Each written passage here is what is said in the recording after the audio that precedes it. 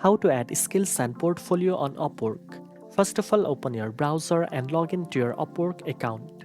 Next, click on your profile picture at the top right corner and select your profile from the menu. This is where you will add and manage your skills and portfolio.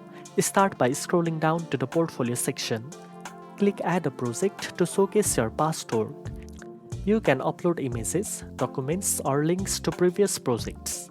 Include a title, description, and any relevant files for each portfolio item to give clients a clear idea of your capabilities.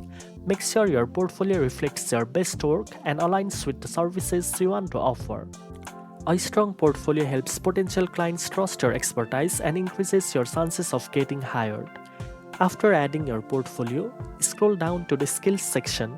Click the pencil icon to edit your skills, then type in all the relevant skills that match the services you offer. Upwork allows you to add multiple skills, so include both broad and specific ones to improve your profile visibility. Finally, review your profile to ensure your skills and portfolio are accurate, professional, and complete. Now you know how to add skills and portfolio on Upwork. If you found this video helpful, don't forget to like, share, and subscribe for more freelancing tips. Thanks for watching, and I'll see you in the next one.